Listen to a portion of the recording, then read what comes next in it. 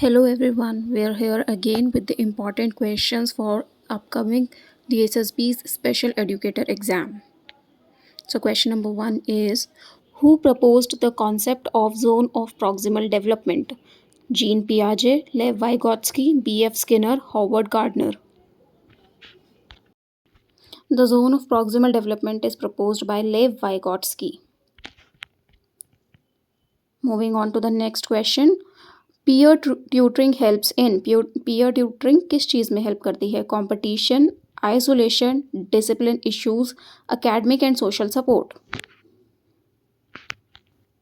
Competition में, isolate होने में, डिसिप्लिन इश्यूज में या फिर एकेडमिक और सोशल सपोर्ट में?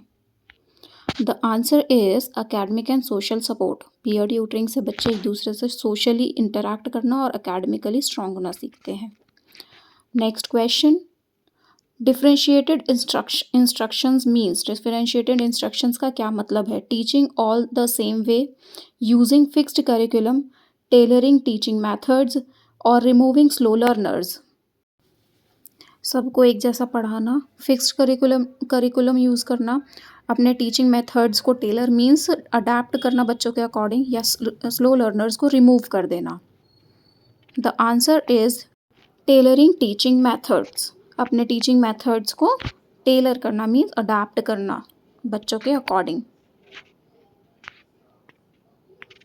Next question. Harvard Gardner's theory supports inclusive education by. Harvard Gardner की थ्योरी किस तरीके से इंक्लूसिव एजुकेशन को सपोर्ट करती है?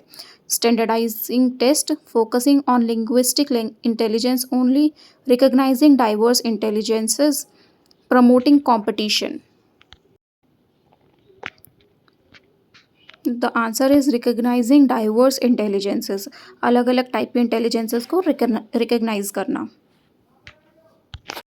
Moving on to the next question. Which is an assistive tech for hearing impairment. इनमें से क्या एक हियरिंग इम्पेयरमेंट के लिए असिस्टिव टेक्नोलॉजी है? Calculator, FM system, wheel chair और Braille book. The answer to this question is FM system. हम hearing impaired बच्चों के लिए FM सिस्टम यूज़ करेंगे, ना कि कैलकुलेटर, व्हील चेयर या फिर Braille book. Moving on to the next question. Co teaching is beneficial because. Co teaching किस लिए बेनिफिशियल है? It reduces teaching quality, one teacher gets rest, enhances learning for all, creates confusion. Co teaching से teaching quality reduce हो जाती है, एक teacher को rest मिलता है, सबकी लर्निंग इन्हेंस होती है, या फिर इससे कन्फ्यूजन क्रिएट होती है. The answer is it enhances learning for all. इससे सबकी लर्निंग इन्हेंस हो जाती है. Moving on to the next question. UDL stands for. UDL की फुल फॉर्म क्या है? Unified disability law, universal design for learning, unique drawing learning, none. UDL stands for universal design for learning. Moving on to the next question. UNCRPD is related to. UNCRPD इनमें से किस चीज़ से related है? Trade policies, disability rights, transport rules और election laws. UNCRPD is related to disability rights. Now tell me in comments what is the full form of UNCRPD. Moving on to the next question. Child welfare committee CWC works for. Child welfare committee किसके लिए काम करती है? Exam evaluation, medical insurance, child protection and care, curriculum design. CWC works for child protection and care.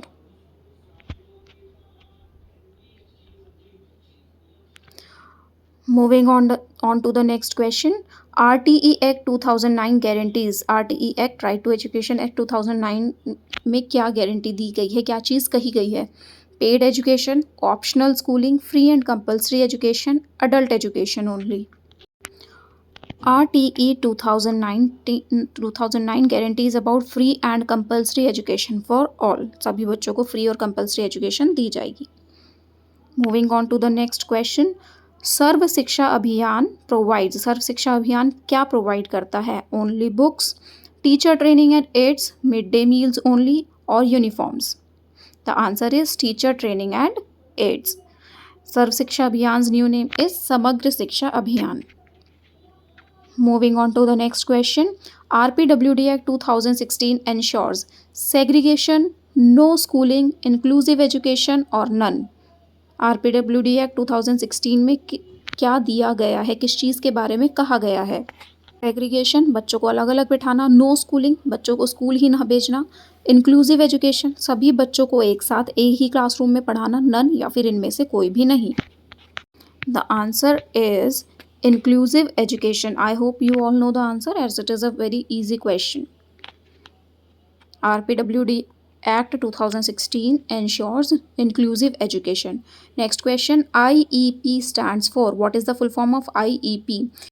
Individual Education Program, Institutional Evaluation Plan, Inclusive Education Policy और Independent Exam Plan. IEP की full form इनमें से क्या है? The answer is Individual Education Program. IEP stands for Individual Education Program. Next question. Dyscalculia affects. Dyscalculia से किस चीज़ में problem आती है? रीडिंग, राइटिंग, मैथ्स स्किल्स और speaking. The answer is maths skills. As calculia is related to calculation, so you all know the answer. Next question.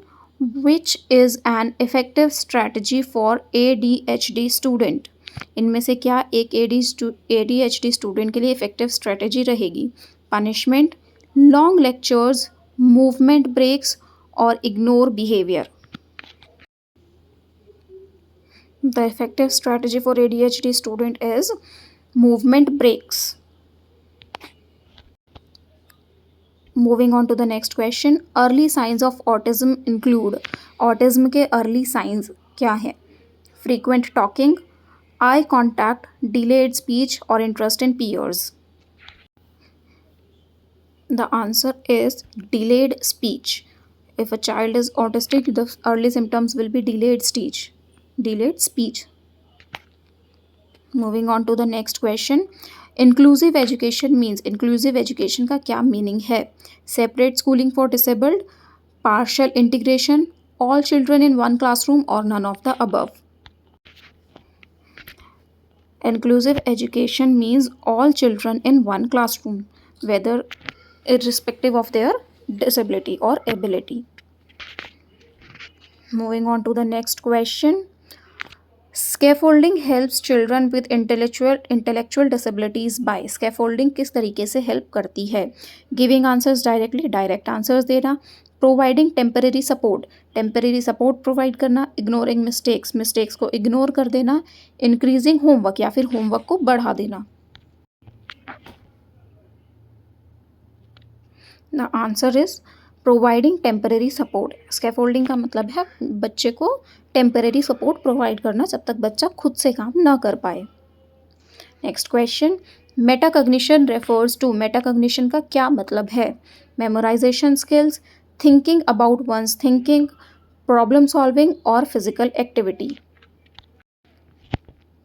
Metacognition refers to thinking about one's thinking, अपनी ही thinking के बारे में सोचना. Moving on to the next question. Which of the following is a characteristic of Piaget's concrete operational stage? Concrete operational stage में इनमें से क्या एक characteristic है? Egocentrism, abstract reasoning, logical thinking और symbolic play.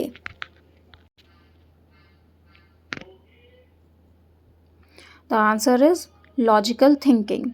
At concrete operational stage, the child is able to think logically. I hope you like the video. Keep working hard for your exam and all the best from my side. Do comment about the full form of UNCRPD.